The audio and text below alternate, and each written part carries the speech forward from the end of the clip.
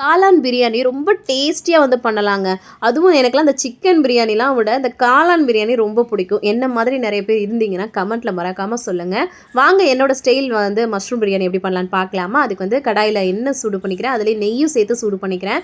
Garam masala spices போட்டுட்டு அதுக்கப்புறமா வெங்காயம், பச்சை மிளகா, அதுக்கப்புறம் புதினா, கொத்தமல்லி இதெல்லாமே சேர்த்து நல்லா வந்து வதக்கி விட்டுட்டு தக்காளி, உப்பு போட்டு அதையும் வதக்கிட்டு வெஜிடபிள்ஸ்க்காக பச்சை பட்டாணி, அப்புறம் வந்து பார்த்திங்கன்னா இது இருக்கு இல்லையா, கேரட்டு, மஷ்ரூம்லாம் சேர்த்து அதையும் நல்லா வதக்கி விட்டுட்டு மசாலாவுக்காக வெறும் மிளகாய்த்தூளும் பிரியாணி மசாலாவும் எடுத்து நல்லா சுருள வதக்கிட்டு அதுக்கப்புறமா கொஞ்சம் தயிர் சேர்த்து அதையும் நல்லா வந்து வதக்கி விட்டுக்கிறேன். இது கூட வந்து நம்ம வந்து வெஜிடேரியன் இல்லையா, ஸோ காலிஃப்ளவர் 65 பண்ணிடலான்னு மஞ்சத்தூள் உப்பு போட்டு சுடுதண்ணியில் வந்து வச்சாச்சு.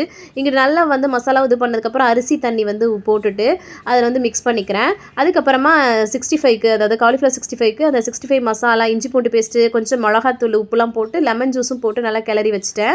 அப்புறமா பிரியாணிலையும் கொஞ்சம் லெமன் ஜூஸ் ஆட் பண்ணால் நல்லாயிருக்கும். இந்த மாதிரி பண்ணிவிட்டு நல்லா இந்த மாதிரி தம் போடுற மாதிரி சும்மா போட்டு விட்டாச்சு. சும்மா மூடி வச்சு தாங்க நான்லாம் குக் பண்ணுவேன். இங்கிட்டு தயிர் பச்சடியும் பண்ணி வச்சுட்டு இங்கிட்டு வந்து காளான் பிரியாணி சூப்பராக ரெடி ஆயிடுச்சு.